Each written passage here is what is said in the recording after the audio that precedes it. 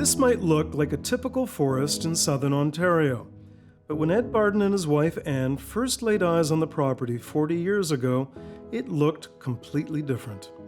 Well, before I planted the trees, it was bare and windy here, my goodness. After decades of clever planting and careful management, his farm is now a 33-acre sanctuary where he and his family can enjoy the beauty of the forest. The enjoyment comes mostly from the grandchildren. They've enjoyed it immensely. Ed is the first one to tell you he didn't do it alone. A key partner has been Forests Ontario, a not-for-profit charity whose mission is to ensure healthy forests for the future. I had contacts from Forests Ontario. We looked at the parcel of land, decided on what species to plant. Things took off from there.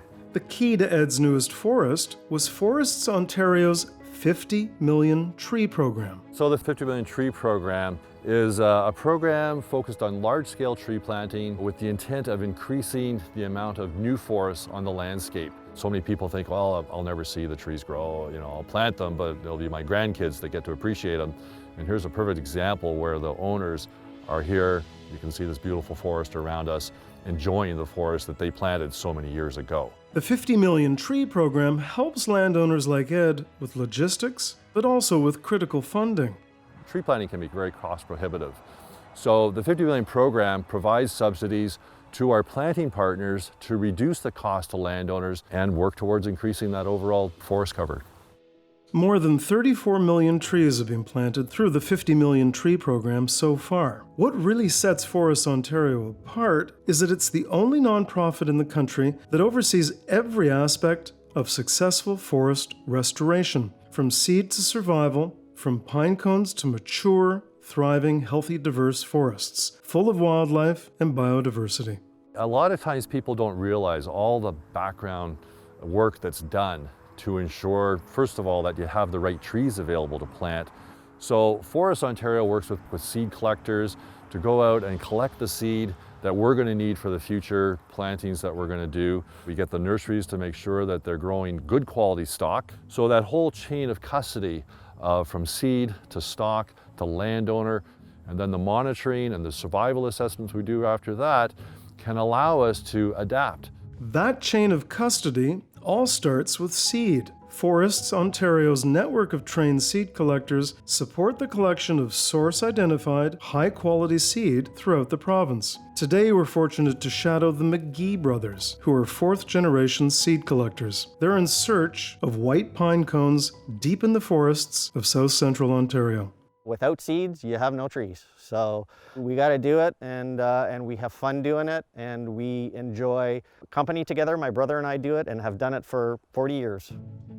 Collectors acquire hundreds of thousands of seeds daily if conditions are favorable, while leaving behind a sufficient supply of food to support the squirrels through the winter months. I think we're kind of like the big two-legged squirrels. Chris and Colin McGee often collect 50 days a season, gathering millions of seeds a year. Most collectors spend many evenings and weekends driving around, performing preliminary surveillance and seed forecasting. When seed is ready, they will collect predetermined targets. And not just any seed will pass muster. We do a cut test, see how good the seed is, the count of the seed, make sure that it's viable so that when we get it to the next stage, they know they've got a good product.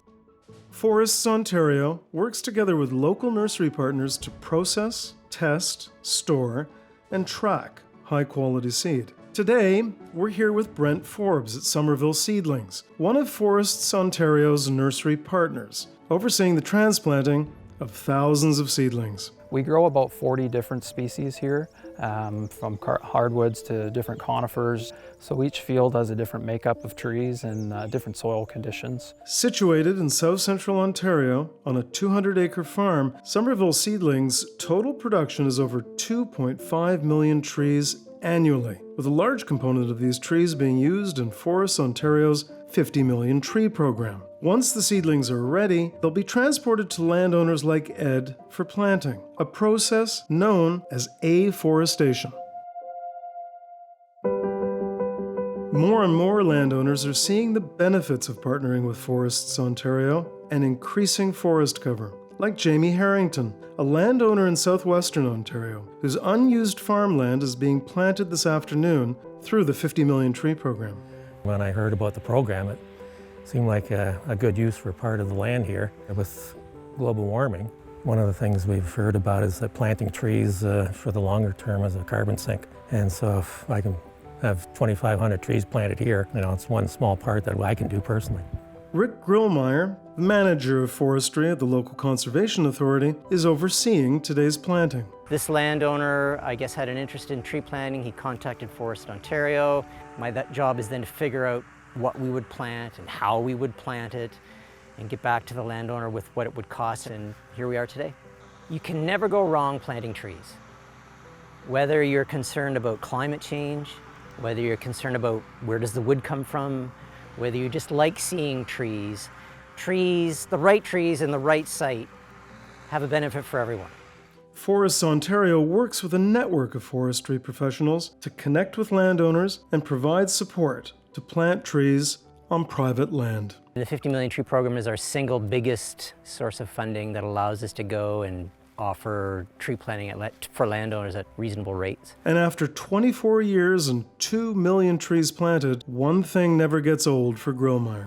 I like to drive around and look at the plantings years later. I can actually see some of my plantings, and I remember we planted that site 20 years ago. It's just something I really like to be able to do. That pride in seeing a forest come back to life is a common refrain amongst people who've put trees back on the landscape. A unique aspect of Forests Ontario's tree planting programs is the focus the organization places upon monitoring and conducting survival assessments of their plantings, from quality assessments during planting to up to 5 years post-planting when the trees reach a free-to-grow status and can continue to develop into a forest over time. Thanks to a commitment to rooting the right tree in the right place, over 83% of total hectares planted through the 50 million tree program are thriving and will contribute to forest habitats across Ontario. The benefits of a successful planting extend far beyond just the landscape.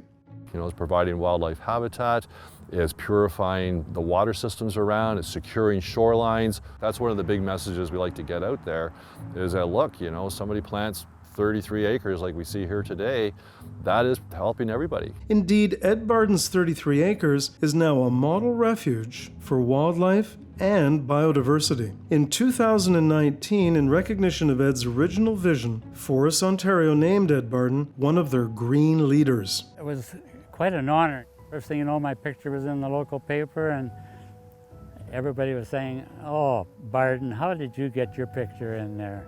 Barden says that ultimately he did it for his kids and grandkids and their future. One generation plants the tree and the next one gets the shade.